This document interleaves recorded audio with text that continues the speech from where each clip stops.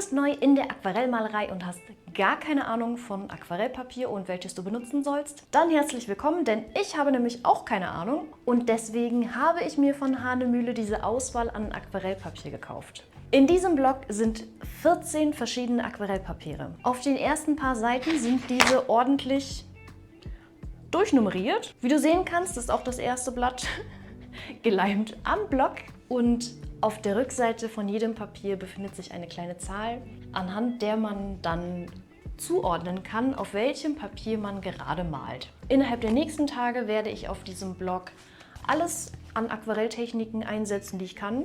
Das heißt eigentlich nur nass in nass, ein bisschen lasieren. Ich werde testen, wie Rubbelkrepp darauf funktioniert, wie man mit Bleistift malen kann und so weiter. Und ganz am Ende werde ich das gegenüberstellen, werde meinen persönlichen Favoriten auswählen und eventuell hilft dir dieses Video am Ende festzustellen, welches Aquarellpapier für dich geeignet ist. Das Bemalen der Blätter hat jetzt aber so lange gedauert, dass ich das Thema auf 2 Videos aufteile. Heute gibt es also Blatt 1 bis 7 und nächste Woche die restlichen 7. Und während ich die Blätter bemale, erzähle ich dir, wie teuer ist das Papier, was ist das überhaupt für ein Papier und wie verhält es sich. Zur Sicherheit sei hier einmal erwähnt, dass das keine Werbung ist, denn ich habe mir diesen Blog selber gekauft und ich mache dieses Video einfach, weil ich gerne mit dir meine persönlichen Erfahrungen teilen möchte. Blatt 1 ist das The Collection Watercolor in 300 Gramm. Es handelt sich hier um Echtbütten-Aquarellpapier aus 100% Hader, oberflächengeleimt und matt. Wenn du ganz genau wissen möchtest, was diese ganzen Begriffe bedeuten, dann schreib das gerne in die Kommentare und ich mache ein Video dazu. Laut Hanemühle ist diese Sorte besonders hochwertig verarbeitet. Der Preis ist auf jeden Fall sehr hochwertig mit 30 € für 10 Blätter in Größe 24 x 32 cm. Mit dem Bleistift konnte ich super die Bilder malen. Auf der linken Seite habe ich das Papier mit sehr viel Wasser nass gemacht und einen tollen Verlauf hinbekommen. Die dunkle Farbe verlief super auf der ersten Schicht und auch das Abnehmen von Farbe klappte sehr gut. Die kleinen Wellen, die sich gebildet hatten, waren nach dem Trocknen so gut wie weg. Auf der rechten Seite habe ich die Bilder lasiert. Die Farbe lässt sich so toll auftragen. Ich weiß zwar nicht, was mich noch so erwartet, aber dieses Papier haut mich schon richtig um. Es fühlt sich toll an, darauf zu malen und die Farben kommen schön natürlich zur Geltung. Den Radiertest hatte ich leider am Anfang völlig vergessen, aber ich habe ihn nachgeholt und er klappt richtig gut. Keine einzige Phase hat sich gelöst, auch nicht beim Abrubbeln vom Rubbelkrepp und beim Entfernen des Tapes. Den Fineliner-Test musste ich auch nachholen, weil ich den vergessen hatte. Auch der wirkt wirklich toll auf dem Papier. Also Video beendet, ich habe mein Lieblingspapier gefunden. Bye bye! Okay, Spaß beiseite. Aber ganz ehrlich, ich glaube, so wirklich besser werden kann es eigentlich nicht. Aber ich lasse mich überraschen, auf zu Blatt 2. Blatt 2 ist ebenfalls ein The Collection Watercolor, aber mit 640 Gramm schwerem Papier und in Rau. Ein Block mit 10 Blättern, Größe 24 x 32 cm, kosten stolze 42 €. Den Unterschied sieht man auf den ersten Blick auf dem Papier. Auch beim Malen mit dem Bleistift merkt man den Unterschied sofort. Der rauen Oberfläche geht das natürlich trotzdem, aber schwerer. Radieren, finde ich, ging nur sehr vorsichtig. Ich hatte schon sehr das Gefühl, dass das Papier sehr empfindlich ist, was die Oberfläche angeht. Durch das hohe Papiergewicht nimmt das Papier Wasser perfekt auf, ohne sich zu wellen. Außer man guckt jetzt so ganz genau hin, dann sieht man so ein paar kleine Mini-Wölbungen. Das Papier saugt Wasser sehr gut auf und trocknet deswegen auch sehr schnell wieder. Hier musste ich bei der zweiten Schicht für meine Nass-in-Nass-Technik mehr Farbe als beim ersten Blatt benutzen. Dafür finde ich aber, dass die Verläufe weicher geworden sind. Bei meinem Abnehmtest haben sich leider ein paar Fasern gelöst. Das würde ich also auch nur vorsichtig machen. Die Farbe lässt sich super schön malen, aber ich persönlich finde, sie leuchten nicht so schön wie auf dem anderen Blatt. Obwohl ich finde, dass die Oberfläche sehr empfindlich ist, hat sich das Rubbelkrepp komplett ohne Probleme vom Papier ablösen lassen. Das Papier an sich fühlt sich wirklich super hochwertig an und richtig toll. Für meinen persönlichen Stil, der allerdings eher farbenfroh ist, ist es definitiv nicht das Richtige. Für Vintage- oder urbane Bilder kann ich mir dieses Papier aber sehr gut vorstellen.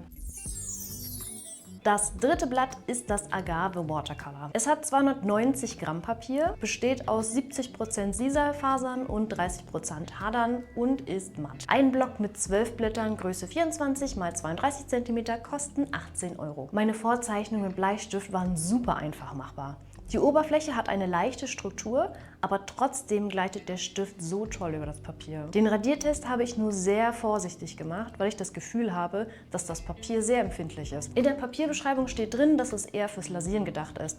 Aber da ich jedes Blatt gleich behandeln möchte, benutze ich hier ungefähr dieselbe Menge Wasser wie bei den anderen auch. Und ja, die Beschreibung hat recht, nass in nass ist hier wirklich eine Katastrophe. Das Wasser zieht kaum ein, das Papier wälzt sich extrem, sodass alles verläuft. Und ich finde, der Übergang ist jetzt auch nicht so toll geworden. Da Wasser und Farbe aber nicht in das Papier einziehen, klappt Abnehmen umso besser. Und das Malen mit dem Pinsel fühlt sich so toll an. Helle Farben kommen so schön zur Geltung auf dem Papier, sie strahlen richtig. Interessanterweise konnte ich das Rubbelkrepp ohne Probleme ablösen, aber das Tesa nicht. Mit dem Tesa habe ich den Rand leider sehr beschädigt und obwohl ich das schon zum 3. Mal benutzt habe, um Material zu sparen.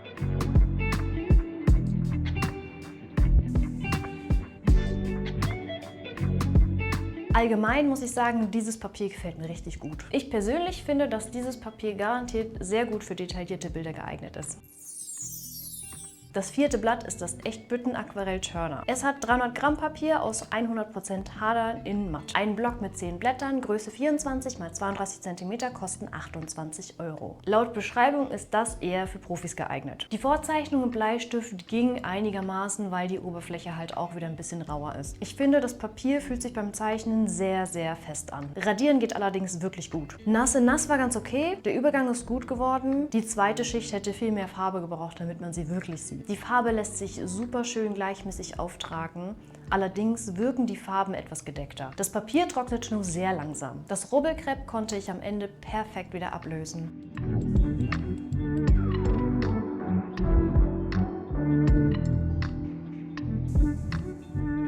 Das ist tatsächlich das allererste Papier, was mich so gar nicht abholt. Feste Oberfläche und gedeckte Farben passen absolut null zu mir.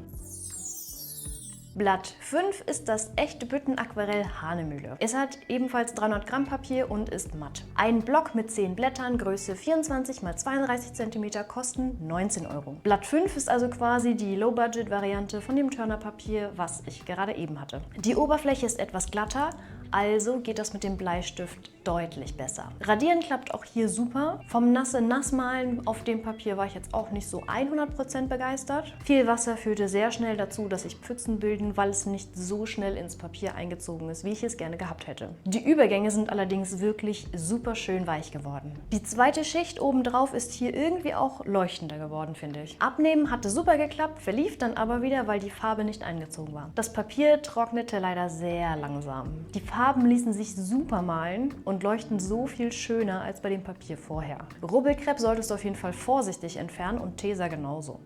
Ein bisschen habe ich mir den Rand kaputt gemacht.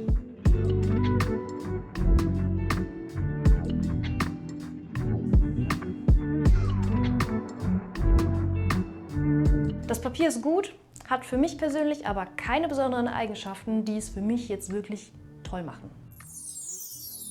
Blatt 6 ist das Harmony Watercolor in 300 Gramm Papier und matt. Ein Block mit 12 Blättern, Größe 24 x 30 cm, kostet 17 €. Vorzeichnen mit Bleistift war okay, weil die Oberfläche etwas rauer und fester ist. Das Wegradieren ging auf jeden Fall richtig gut. Nass in nass hat auch gut funktioniert, trotz des fehlenden Wassers wurde der Übergang echt schön. Abnehmen ging auch gut, allerdings zog die Farbe nicht so schnell ein und es verlief dann am Ende doch ein wenig. Die Farbe malt sich okay. Sie zieht nicht so schön ein wie bei den anderen Papieren vorher. Aber die Flächen sind gleichmäßig trotz allem und die Farben leuchten wunderschön. Auch das Rubbelkrepp ging einfach abzurubbeln am Ende.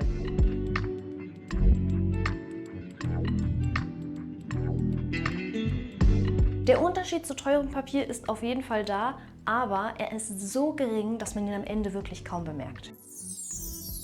Dieses Blatt ist ebenfalls ein Harmony Watercolor, aber in Rau. Es ist ebenfalls 300 Gramm schwer. Der Preis ist derselbe wie bei dem matten Papier, 17 €. Obwohl die Oberfläche als rau bezeichnet ist, geht das Vorzeichnen mit Bleistift sehr gut, da die Oberfläche sehr eben ist. Radieren hat auch hier sehr gut funktioniert. Nass in nass war super. Kaum Wellen, das Wasser zog gut ein und es stand ein schöner Übergang. Auch die zweite Schicht ist hier sehr schön verlaufen. Das Abnehmen klappte hier auch wunderbar. Die Farben malen sich für mein Empfinden wirken genauso wie bei dem letzten Blatt. Allerdings finde ich, dass die Farben hier noch ein wenig schöner leuchten. Das Papier trocknete sehr schnell. Das Rubbelkrepp hat sich nicht ganz so gut lösen lassen wie bei den anderen Papieren, aber das Papier ist heil geblieben. Also für eine preiswerte Variante von so einem Papier, muss ich sagen, hat mir dieses Papier richtig gut gefallen. Es hatte seine Schwächen beim Rubbelkrepp, aber sonst muss ich sagen, für mich persönlich ein super Allrounder. Ich muss ehrlich gestehen, dass mir die Wahl nach all diesen Papieren jetzt schon schwerfällt. Einige der Blätter fand ich jetzt schon sehr speziell, während andere sehr gute Allrounder sind. Meine aktuellen Favoriten sind bisher Blatt 1 und 7. Blatt 3 ist auf jeden Fall auch sehr weit vorne, aber da ich nicht weiß, welche Techniken ich in Zukunft anwenden werde, würde ich es wahrscheinlich erstmal nicht kaufen. Aber der Block ist noch nicht leer, es sind immer noch 7 Blätter übrig und die machen wir in der nächsten Woche. Ich hoffe, dir bringt dieses Video etwas. Schreib mir gerne in die Kommentare rein, was du darüber denkst. Gib dem Video ein Like, um mich und diesen Kanal zu unterstützen. Und wenn du neu bist und nichts verpassen möchtest, vor allem nicht den zweiten Teil von diesem Video, dann abonniere auf jeden Fall den Kanal. Und wir sehen uns in der nächsten Woche wieder. Bis dahin, no paint, no gain.